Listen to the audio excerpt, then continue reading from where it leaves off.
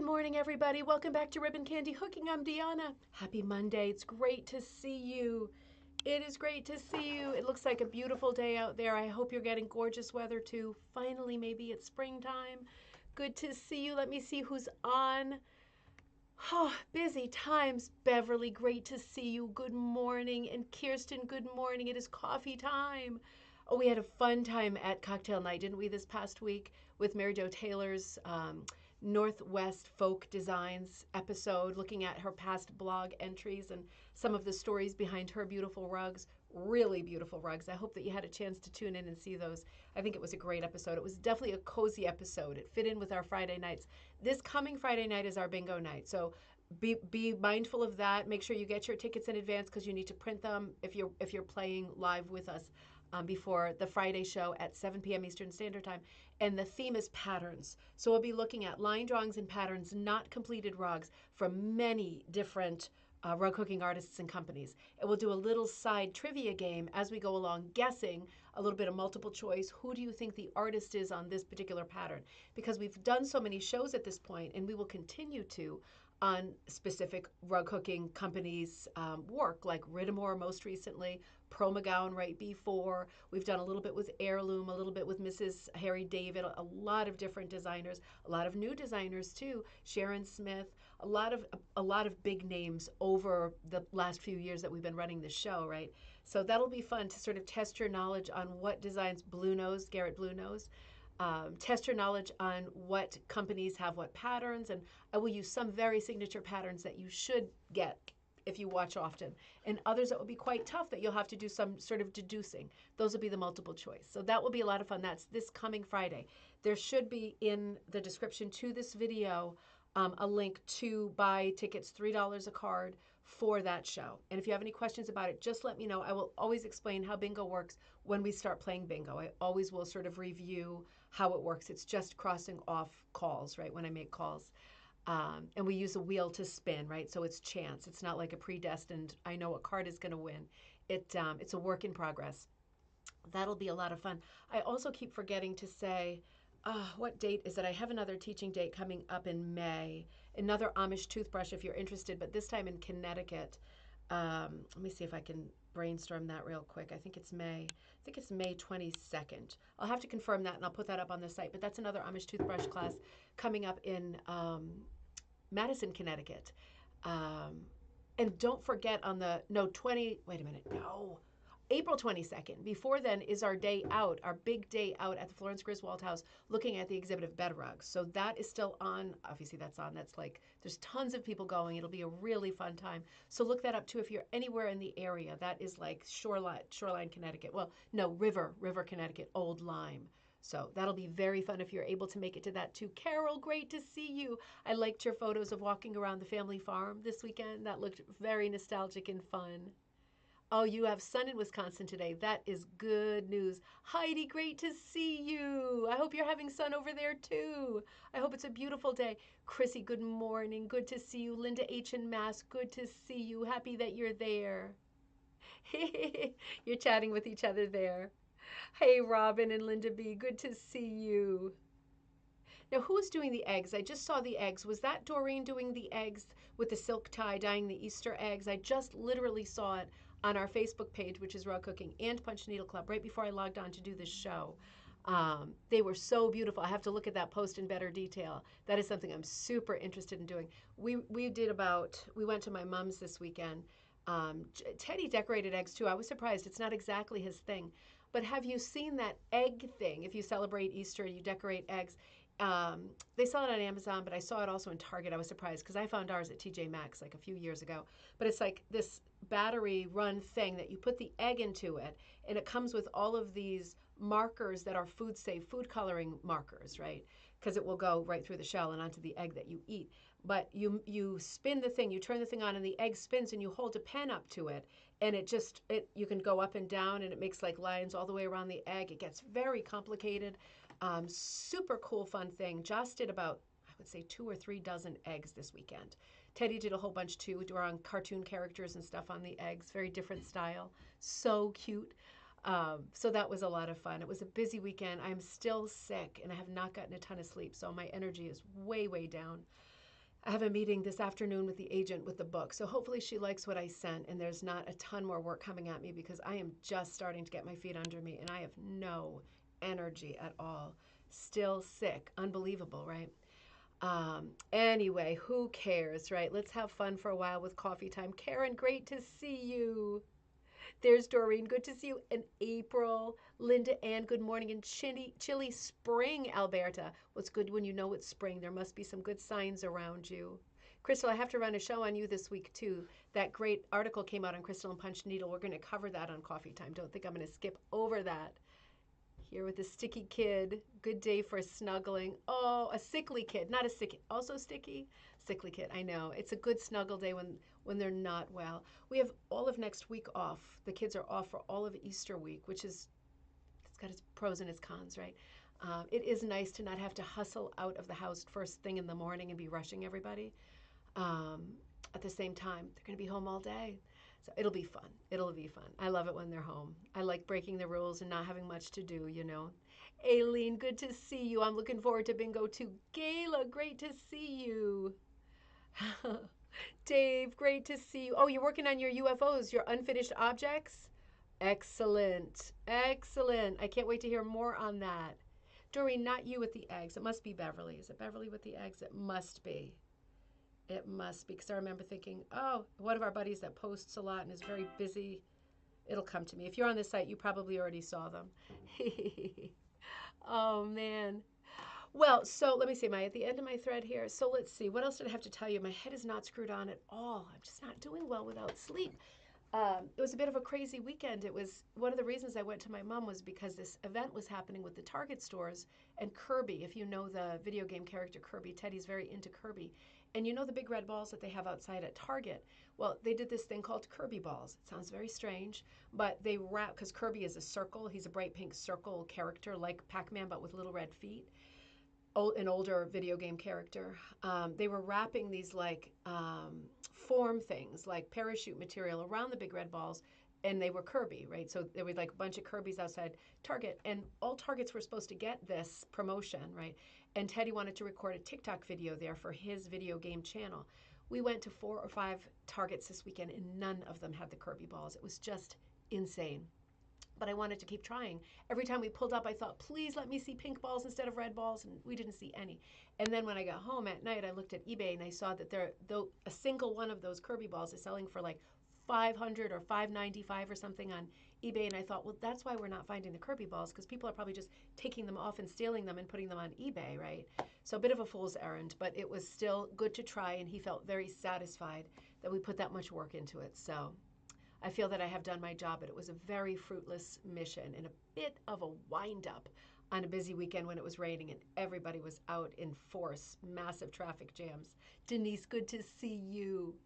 So it was a bit of a wild weekend, but I worked on a few things. This is one of them, as you can probably see. I showed this one to Crystal already. Well, first let me show you this. I forgot to show you this on Friday night because I'm going to be teaching at Green Mountain in November, and I'll post the link to that both in this video and on the Facebook group. So I was working on a Pradi project, and I initially thought I would want to go with shaped Pradi, like I sometimes do, looking around for one of my other Pradi projects, but I won't get up. It's not worth it. But you know, usually when I do Pradi, it involves like shaped leaves and petals and that kind of thing. I decided with this I wanted to go full blast purist Pradi with just the straight rectangle pieces, like old time, right?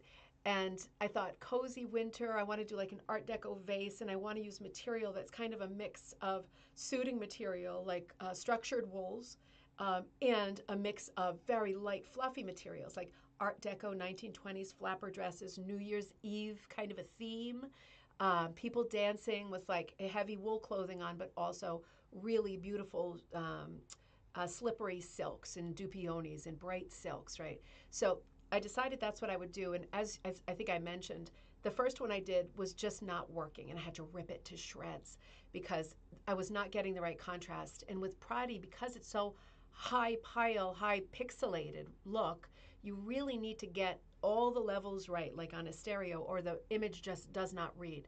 It's fine with geometrics. Remember in some of our episodes we talked about how it's very traditional in Britain to do a red diamond on your Pradi rug because it repels the devil. I didn't want to do a geometric. I wanted to try to do this vase. So it was harrowing, but I got there in the end. And this is what I ended up with. I changed the dark background on a totally new piece to this light background, and I posted this in our Facebook group.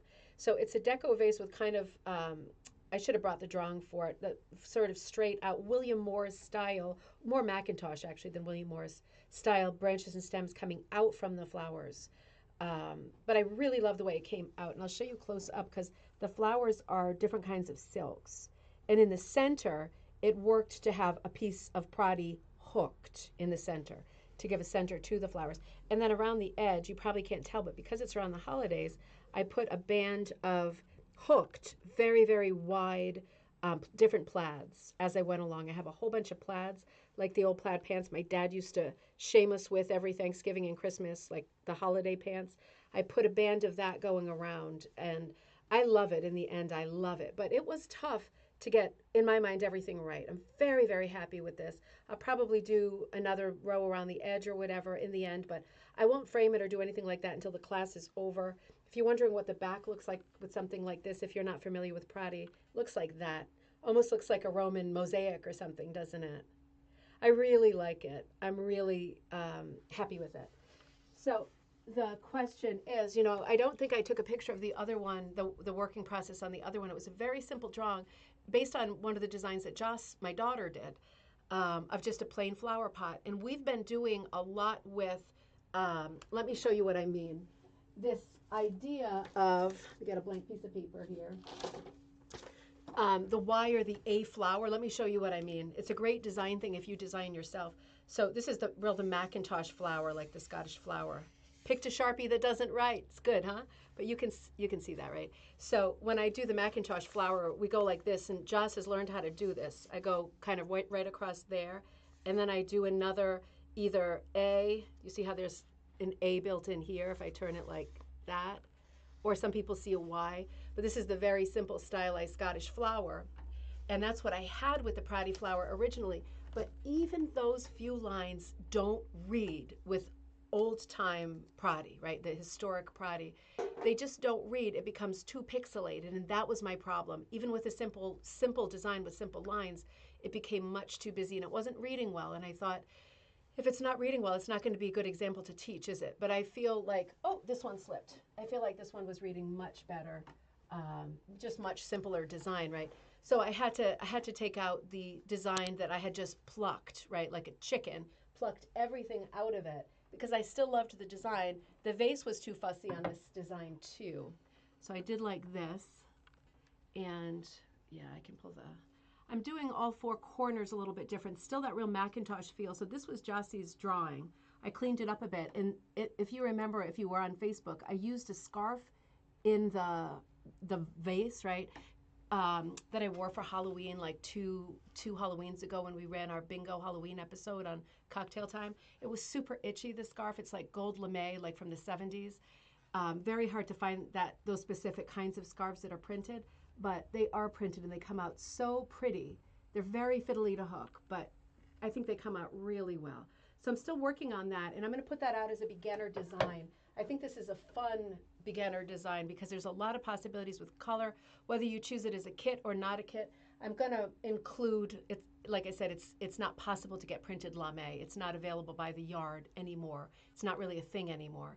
But they do sell tissue lame in all kinds of colors, so I think I'll probably choose a color, maybe gold, because this is gold, and if you get a kit, I'll put in tissue lame, so you can do the same looking thing.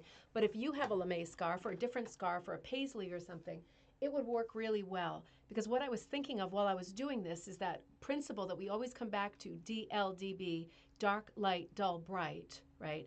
And I was thinking, would it work if I've got, the background is kind of dull. It's a multi, but it's kind of dull in a good way, right? I love it. But I was thinking, would it work if for the bright, you used an actual metallic instead of a bright? And I do have some bright colors, but I started with just these two things to see if they worked, the relationship would be dull bright. And it really was, with no other colors involved. It really was, the metallic really functioned as the bright. And I was thinking you could use this device using a metallic material to hook with, or whatever kind of rug making you do. It would look great for latch too if you were doing a wall piece. But it does work really well using a metallic next to a dull. It really does, because it makes the dull look even duller and flatter and more chalky and powdery, and it makes the metallic look even brighter and more busy, almost like an etched vase or something like that. It's really cool. I really liked that. I was very happy with that. I got very colorful this weekend. Oh, Joy, good to see you. Oh, thank you. Becky posted the eggs. Gosh, what a ding dong I am. Thank you for letting me know. Those are gorgeous eggs. That works so well, that technique, doesn't it? I don't know what the final word is on eating those eggs because, I mean, I don't know. And you know, I'm not like a helicopter with safety stuff. But I do know that garment dyes are very different than food dyes. And of course, a silk tie is dyed with a garment dye. So I'm not sure that they are safe to eat because that dye is chemical dye. It's a very small amount, right? It's like trace amounts, but still, I don't know. After that conversation on Tape on our page, I'm very wary about this stuff. So, all right. So, I'm going to move to, in a little while, I probably won't do a full episode because I am very droopy today. I've been doing like over an hour lately and I'm just not, I'm not doing super well. Very apprehensive about my call a little bit later on. But I started to get involved in, I mentioned last week, the Tivaevae quilts. They look like Hawaiian quilts, but they're not. They're Cook Island quilts. Before we enter that world, because that's probably going to take us for the next 2 episodes, I wanted to tell you the next project I'm going to work on, and I'm hoping that there is something here to inspire you.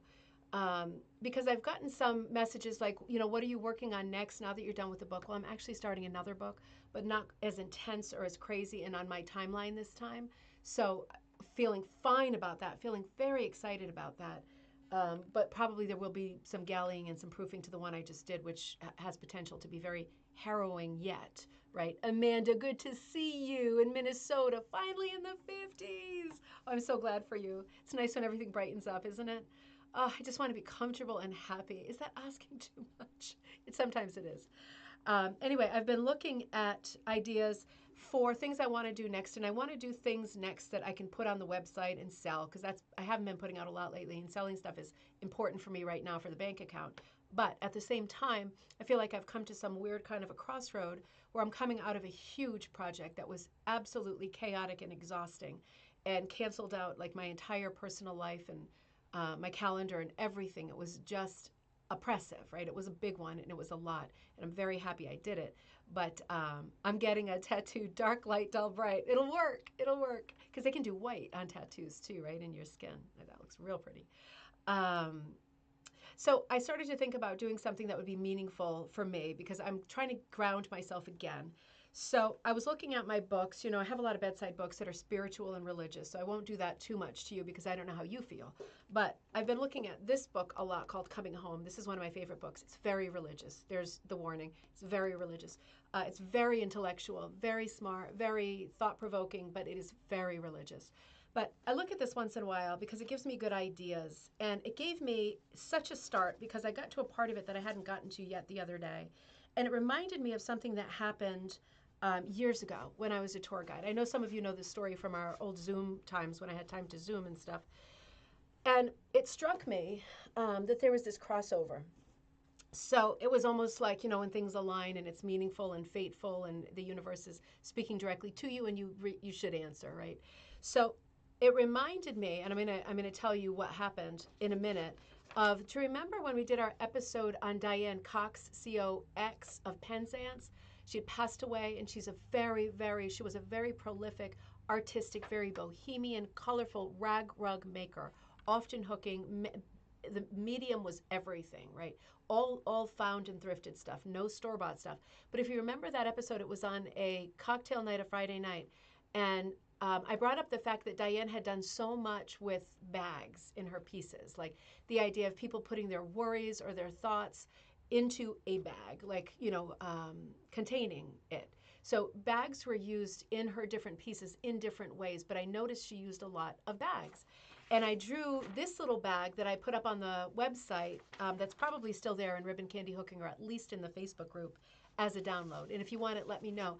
Because at the time I said, let's do a bag challenge. I love the idea of designing a rug that has a bag in it because a bag means different things to all of us. It might mean you just packed your bag and you're off on vacation. It might mean that you need somewhere to put your thoughts, your big thoughts and your worries into a bag, zip the bag up, put it away in the closet. It could mean so many different things to you, the idea of a bag. Um, and I started thinking about it when I was going through this book the other night, and I put the book down for a minute, and they were talking in the book about angels and guardians and things like that. And it reminded me of this crazy thing that happened. I'll tell you the story because I know that you have a story like this too. And I didn't know how to um, I didn't know how to clock the story when it happened because it was so odd for me because I was super non-religious. I was super I went to the Unitarian church, but I was not religious at all for most of my life because I went to Catholic school for my whole life, and then I went to a Catholic college where I started before theater school. And I felt like I had enough. I feel like I had taken my time clock and clocked in and out to enough masses, enough confessions, enough stations of the cross and rosaries and all that. And I was just done. Like I'd hit the quota and I was good.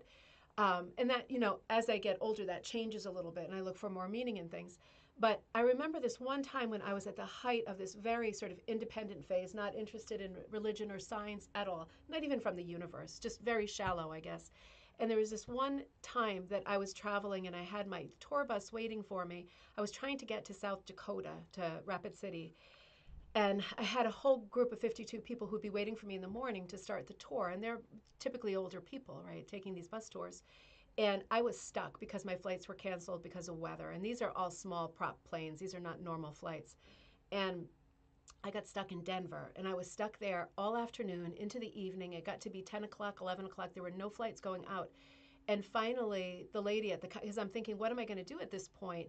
The car rental place is going to be closed, so I can't even rent a car to drive over to a hotel. I wasn't near anything. I'd never actually gotten out of the airport at Denver, although I went through it once a week, almost every week of my life for 10 years. I never got out because the tours didn't actually cover that. And I thought, what am I going to do? And I went one more time up to the desk, and the lady said, well, a flight just opened up to, it was like Billings, Montana. And I was like, good enough. I'll find transportation in between. At least get me to that area, right? So she said, you're going to have to really run because it's a really, really, it's on the opposite side of the airport. And if you know that Denver airport, it's a big airport, the one with all those white flag things outside.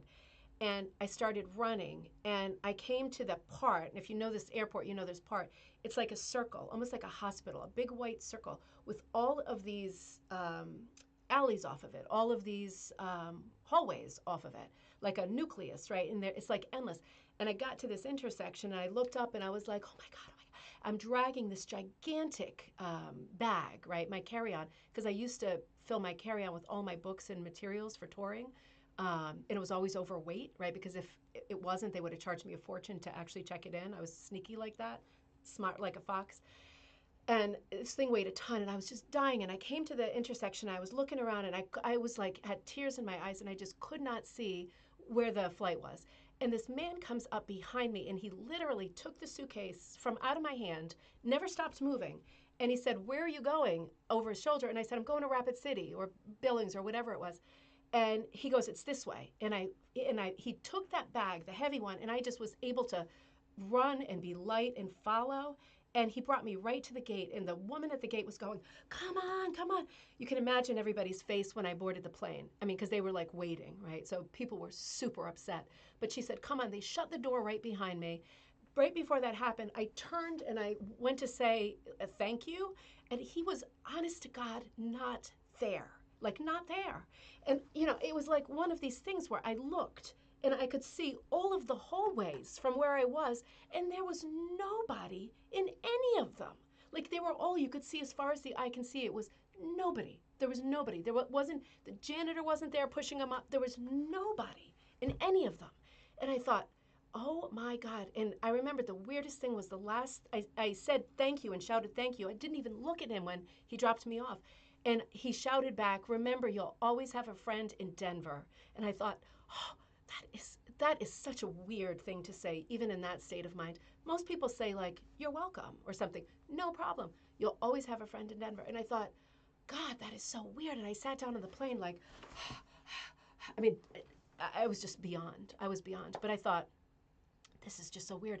I revisited it so many times in my head because I can picture it so clearly, and it was so strange. So I was looking at this book the other night, and I got to this part, and I saw this image, and I thought, you have to be kidding me.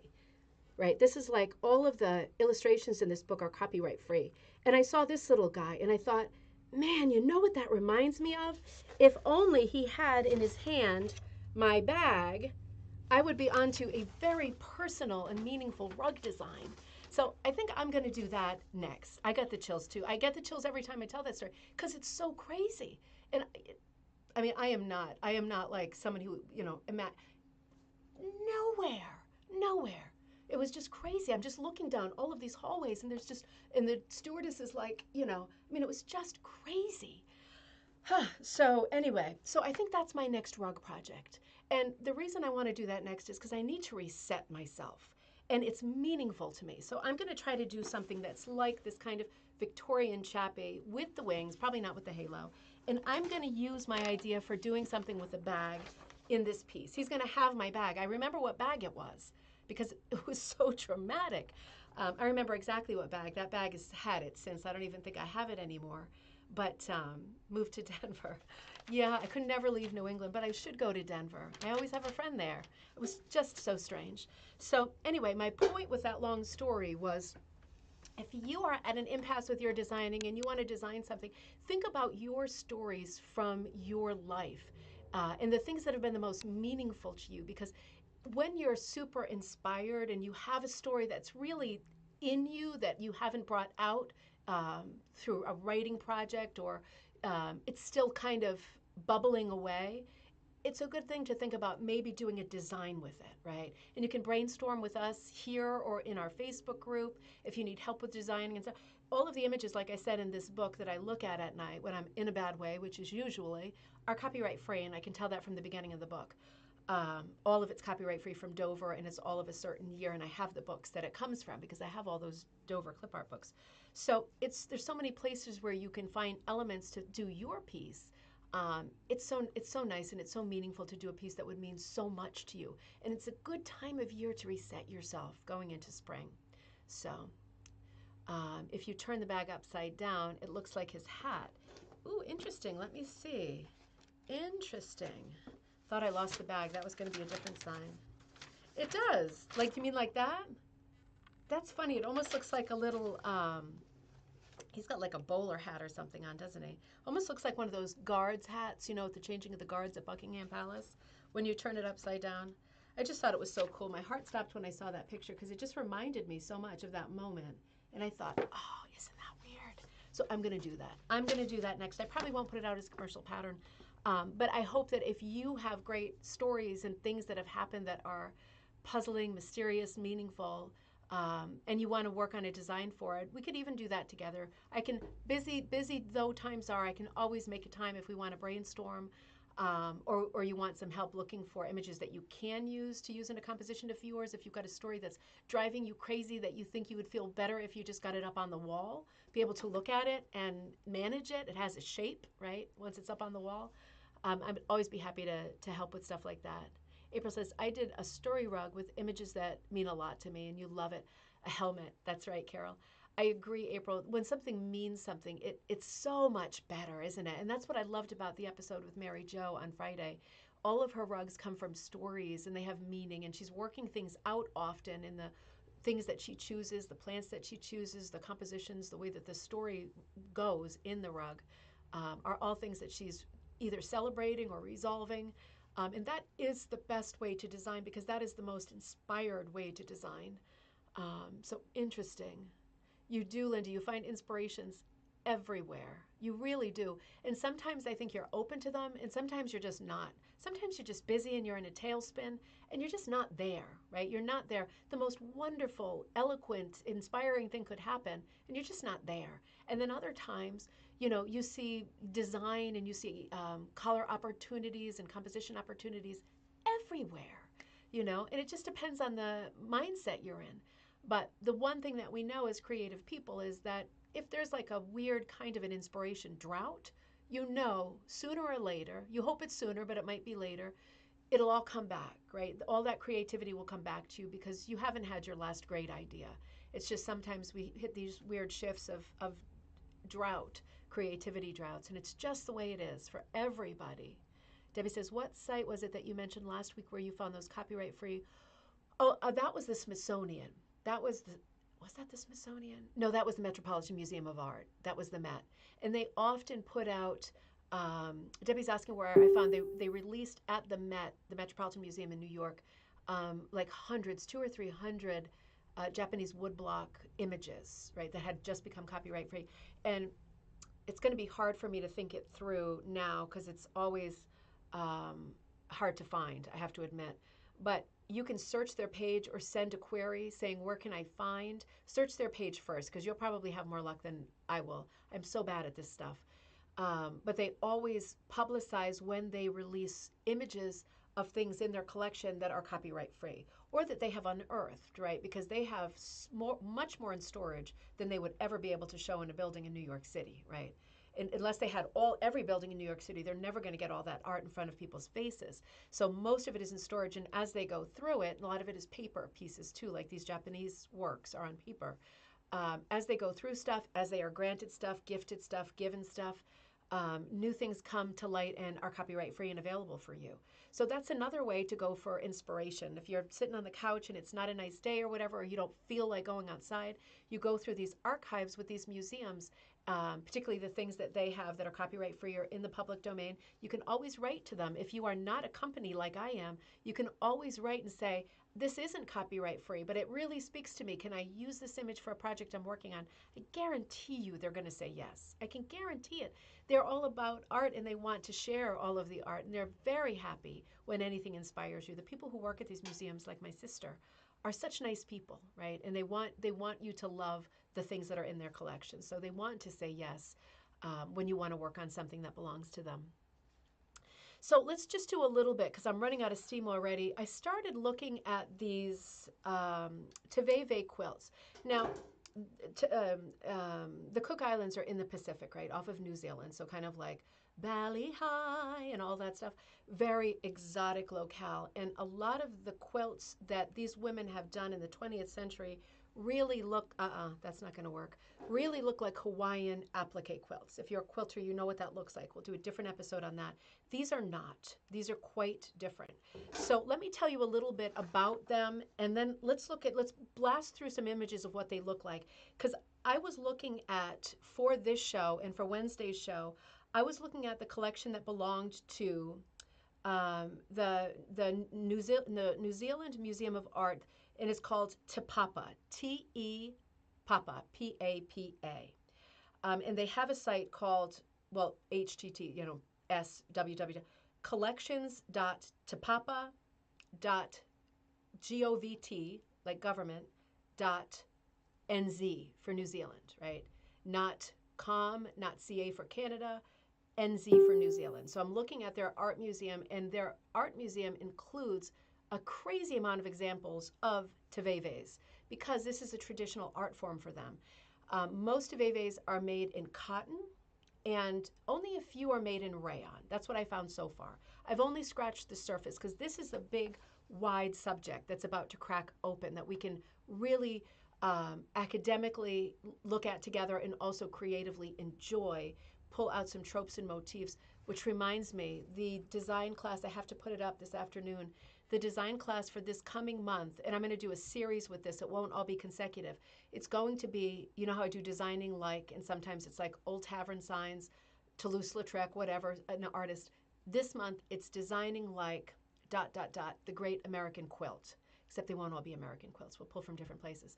But we're going to be looking at crossover designs that are both patchwork type designs, applique type designs, Hawaiian type designs, Cook Island type designs, and like figural designs for creating compositions for rug hooking. So pulling on the history of patchwork and applique quilting, which is much wider, longer, broader, older, vaster than rug making history, right? The quilt making history, at least design-wise. We're going to be pulling from that huge, huge, huge draw And I'm going to come up with a class that has you doing probably 10 or 15 original compositions along with me that are inspired by quilt designs, different forms of quilts, right? So that's part of what led me to this conversation here on Tivaevae. Let me pull up a Tivaevae quilt while we're looking at this. Oh, Aileen said they posted links to Trinity College in Dublin, which contain links to the Book of Kells. I saw that. Beautiful Gaelic scroll work, lettering, pictures of saints. Absolutely. So the Book of Kells has been in the public domain forever. But they do have some great images up. I saw that. They were publicizing those a lot. You can sign up for newsletters from every museum, and they will show you this stuff. And that's part of like inspiration might come from one of these newsletters when you see something and you go, I love illuminations. Look at the Book of Kells. Look at what's going on here. There are so many quirky illustrations in this book. I can use them. I can freely use them without sending an email. That's a good feeling, isn't it? So let me come over here to Tivaevae. I have got about 100 images to show you, so we're not going to do all of that today. But for example, this is a Tivaevae that was made by Temperu Tarora, a noted Tivaevae maker and a leading member of the Cook Islands community in Wellington. I think, is Wellington the capital of New Zealand? I feel like it is. I'm not sure. Tivaevae are treasured quilts, right? That's how it translates, treasured quilts. Tivaevae are treasured quilts made by the women of the Cook Islands. Tivaevae are made from brightly colored fabrics, and designs can include geometric shapes, flowers, animal designs. I've seen mermaids. I've seen all kinds of things, peacocks. There are some things for a bedspread, like animals, birds, that are considered unlucky, right? So there is a little bit of superstition involved in the planning of a Tivaevae. But while Tivaevae serve the practical purpose of being a bedspread, so they are enormous, they were used also as decorations, and more importantly, as presentation gifts when people are getting married, when there's a funeral, there's a ceremony for a boy getting a haircut at a certain age, receptions for church ministers and clergy, 21st birthday parties. These are all occasions where you would give somebody a Tivaevae.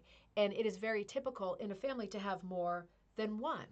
Imagine, because you could put one behind the bed. This is as big, this is bigger than the bed. So, for example, this one is called Blossoms of the New Beginning. And this was done by a woman called Vane Nagaro in 2000, and she is from Wellington. The thing about these, and you're probably picking up on this, is that they are very symmetrical, and almost all of them are done on a quarter design. In other words, if you were to fold a piece of paper into quarters, you would already be well on your way to making a Tivaevae. So, for example, you put something into quarters, you draw. In the case of this one, from top to bottom, they do not connect, right?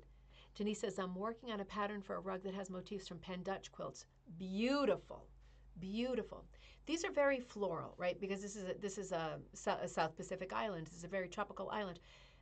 This one, as I was saying, is quartered, right? It's quartered, but the bottom and the top half don't connect. So this is a choice.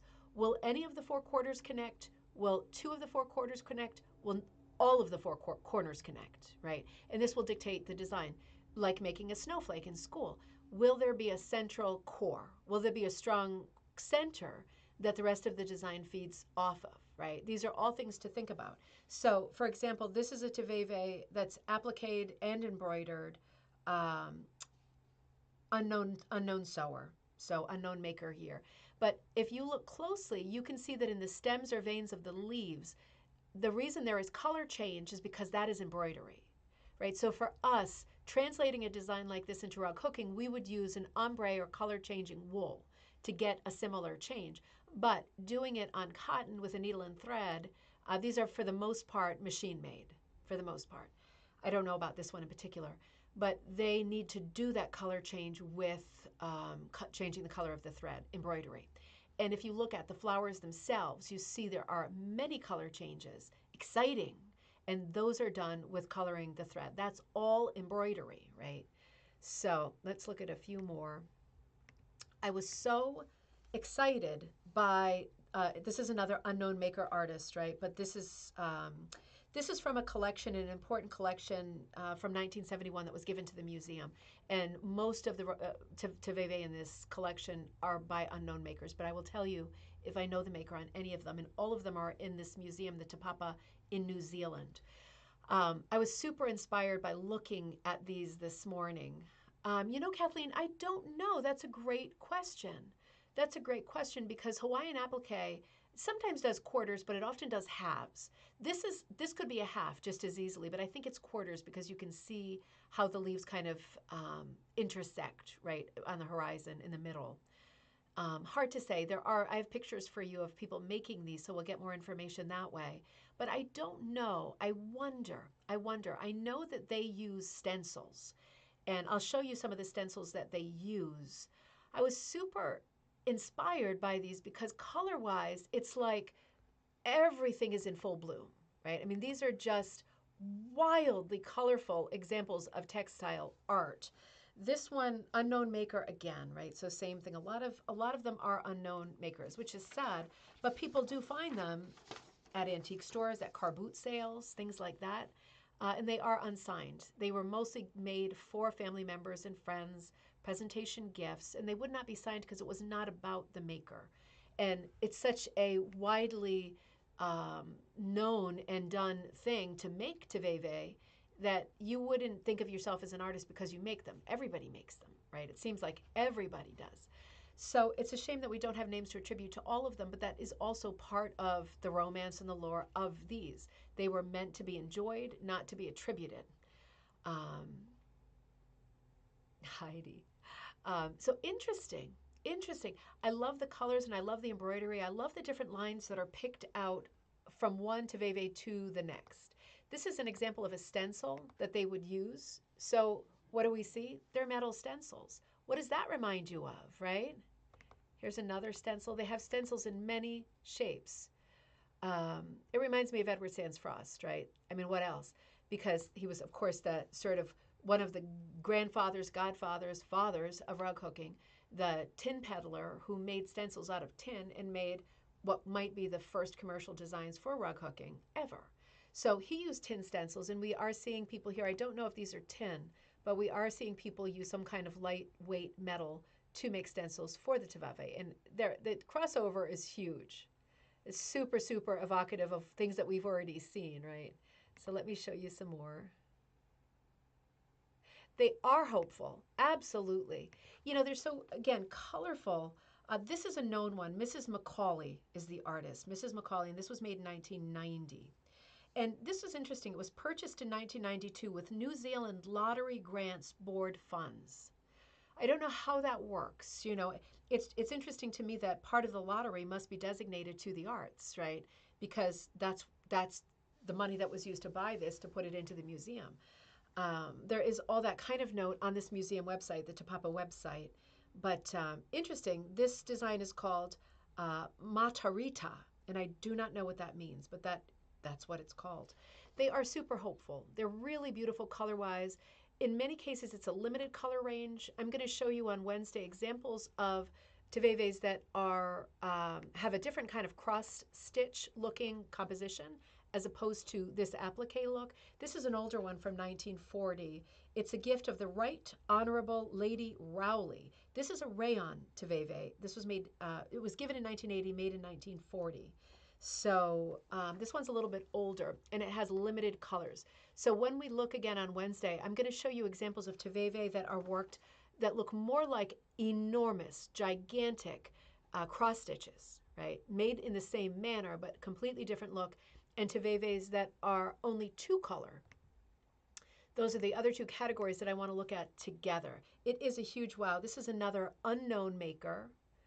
But looking at stuff like this can give you very simple ideas for design. It's a great time of year to be thinking about doing these kinds of very colorful, I liked the word hopeful, very, very cheerful designs, right? This almost looks like a Christmassy one for me. This one, the artist was Maretta Mataumua. Beautiful. I guess it's the red and the green. It's the complementary colors that make it so successful, but it could also have like a Christmassy theme. This one looks very Hawaiian to me.